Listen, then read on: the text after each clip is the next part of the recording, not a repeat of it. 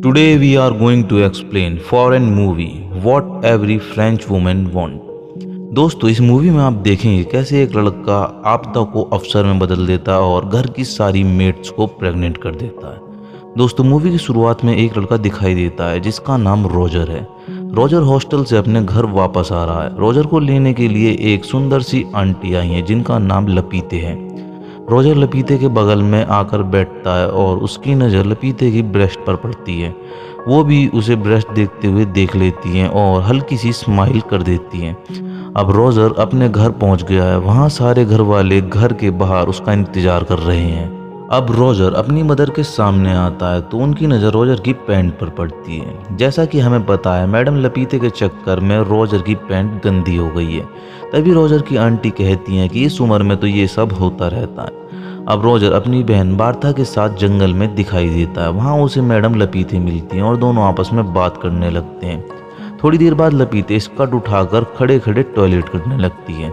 ये देखकर रोजर चौंक जाता है। अब रोजर जंगल में अकेला घूम रहा है। तभी उसे एक लड़की की आवाज़ आती है। वो देखता है उसके घर की एक मेड जिसका नाम उर्सुला है वो पेड़ के पीछे किसी के साथ इंटीमेट हो रही है।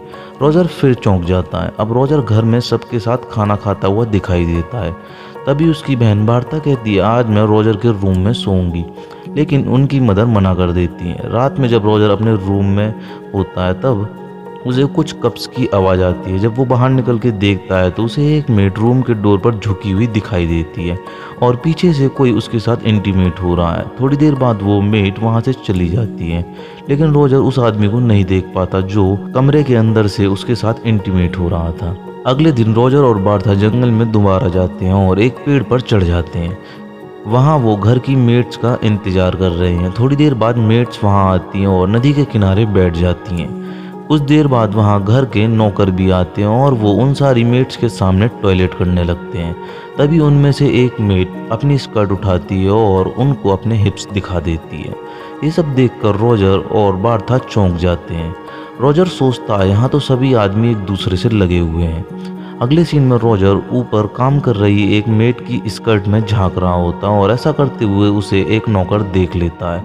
वो रोजर के ऊपर घास फेंक के चला जाता है। इससे रोजर थोड़ा परेशान हो जाता है। तभी बार्था उसे चर्च में ले जाती है और ये दोनों ऐसी जगह छुप जाते हैं जहाँ से ये सबकी बात सुन सकते हैं। बार्था उसे ये जगह बताकर वहाँ से चली जाती है।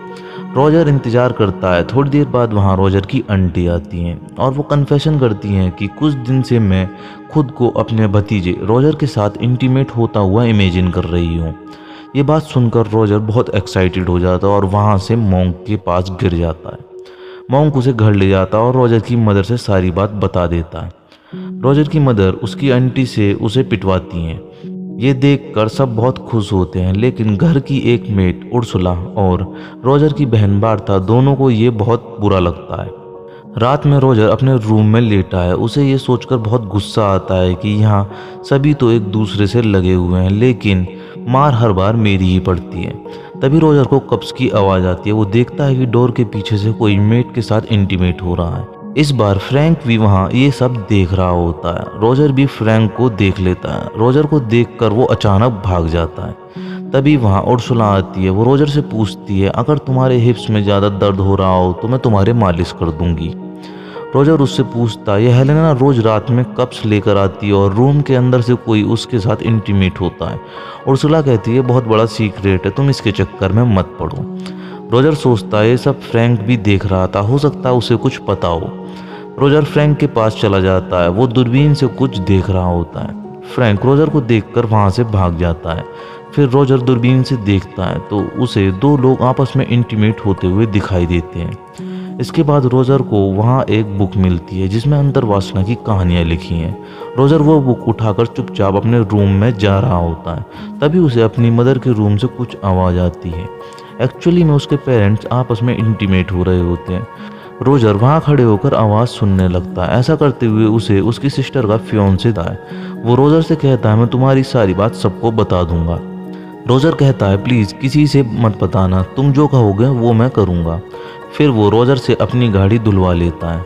अब रोजर अंतर्वासना की बुक पढ़ने के लिए घोड़ों के अस्तबल में छुप जाता है। तभी वहाँ कप वाली हेलेना आ जाती है और एक सर्वेंट उसे खिड़की में फंसा के उसके साथ इंटीमेट होने लगता है। हेलेना चिल्लाने लगती है। तभी रोजर खिड़की खोलने लगता है, लेकिन हेलेना उससे बोलती है, मैं तो ऐसे ही चिल्ला रही हूँ, तुम खिड़की मत खोलो, मुझे अच्छा लग रहा है। अब रोजर अपनी फैमिली के साथ दिखाई देता है। तभी उसकी बहन का फियोंसे उसे शूज़ पॉलिश करने को बोलता है। रोजर मना कर देता है। वो उसकी मदर को सारी बात बता देता है। रोजर की मदर उस पर गुस्सा होती है। तभी रोजर अंतर्वासना की किताब अपनी बहन के पास छोड़कर चला जाता है और बाहर से देखता है कि वो इसे पढ़ेगी या नहीं। उसकी बहन वो किताब उठा लेती है और छुप कर बाहर लेकर अकेले में पढ़ने लगती है, जिसके बाद उसे बहुत अच्छा महसूस होता है। इसके बाद रोजर किचन में जाता है और उर्सुला को पीछे से पकड़ लेता है। अचानक वहाँ कोई आ जाता है। उसे देखकर रोजर वहाँ से भाग जाता है। इसके बाद रोजर सोच में पड़ जाता है कि मैं अपनी प्यास किसके साथ बुझाऊंगा। तभी उसे मैडम लपीते की याद आती है और वो उनके घर जाकर उन्हें पीछे से पकड़ लेता है। तभी बाहर एक आदमी की आवाज़ आती है। वो कहता है कि जर्मनी ने फ्रांस पर अटैक कर दिया है। ये सुनकर सब बाहर भागने लगते हैं। यहाँ भी रोजर का काम अधूरा रह जाता है। वहाँ की गवर्नमेंट का ऑर्डर है कि वॉर में लड़ने के लिए हर जगह के आदमियों को जाना पड़ेगा। ये सुनकर रोजर बहुत खुश होता है, लेकिन फ्रांस में उस समय एक प्रथा चलती थी। वॉर में जाने से पहले गांव के सभी आदमी अपनी वाइफ के साथ गार्डन में इंटीमेट होते थे। अगले दिन सारी लेडीज अपने हस्बैंड को छोड़ने जाती हैं। ये देखकर रोजर बहुत खुश होता है और घर में जाकर वो सबसे पहले उर्सुला को पकड़ता है और उसके साथ इंटीमेट होता है। इंटीमेट होने के बाद वो उर्सुला से कहता है, मैं तुमसे प्यार करता हूँ। उर्सुला कहती है, वर्जिनिटी लूज होने के बाद हर लड़का यही बात बोलता है।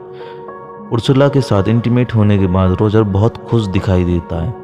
तभी उसके पास बार्था आती है और कहती है, मदर ने मॉन्क को बुलाया और वो उससे कुछ कन्फेशन करना चाहती हैं। मदर मॉन्क से कहती हैं, मेरे हस्बैंड मेरे साथ अलग अलग पोजीशन में इंटीमेट होते हैं, क्या ये कोई पाप है?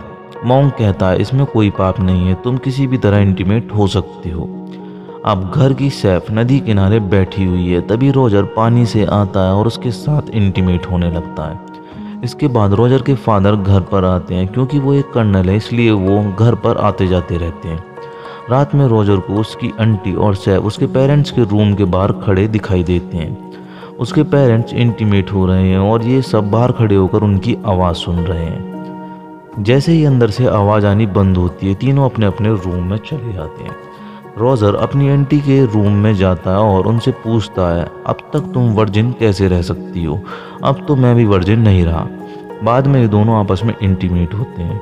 अब वही कप वाली मेट आती है, लेकिन इस बार कोई भी गेट नहीं खुलता क्योंकि घर के सारे आदमी वॉर पर गए हुए हैं। तभी रोजर अपना गेट खोलता है और हेलेना को अपने कमरे में बुलाकर उसके साथ इंटीमेट होता है। अब रोजर अपनी बहन को घोड़े के अस्तबल की तरफ जाते हुए देखता है। वो उसके पीछे पीछे अस्तबल में जाता है और दोनों वहीं पर इंटीमेट होते हैं। एक एक करके रोजर सबके साथ इंटीमेट हो चुका है, इसलिए अब रात में रोजर के रूम के बाहर लड़कियों की लाइन लगी रहती है। अगले सीन में एलिसा रोजर के पास आती है और कहती है, मैं प्रेग्नेंट हूँ। उधर वॉर भी खत्म हो चुका है। कुछ दिन में घर के सारे आदमी वापस आ जाएंगे। धीरे धीरे करके रोजर के पास वो सारी लेडीज आती हैं जिनके साथ वो इंटीमेट हुआ था, क्योंकि वो सब प्रेग्नेंट हो चुकी हैं। रोजर सोच में पड़ जाता है, अगर किसी को पता चल गया कि ये सब मैंने प्रेग्नेंट किए हैं तो क्या होगा।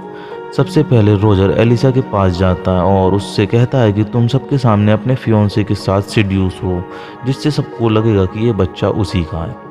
उसके बाद उसकी आंटी आती है। वो उनसे कहता है कि आप फ्रैंक के साथ इंटीमेट होना, जिससे सबको लगेगा कि ये बच्चा फ्रैंक का है।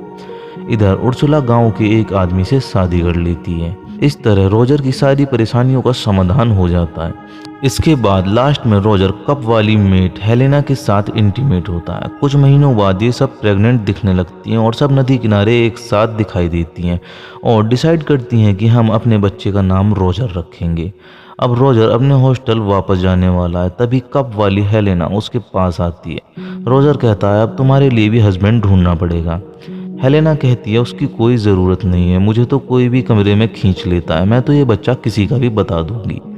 इसी के साथ मूवी की हैप्पी एंडिंग हो जाती है। दोस्तों, मूवी का कौन सा पार्ट आपको सबसे अच्छा लगा कमेंट बॉक्स में ज़रूर बताएं। और आप चैनल पर पहली बार आए हो तो चैनल को सब्सक्राइब ज़रूर कर लें और बेल आइकन दबाना ना भूलें, जिससे हमारी अगली वीडियो की नोटिफिकेशन आपको सबसे पहले मिल सके।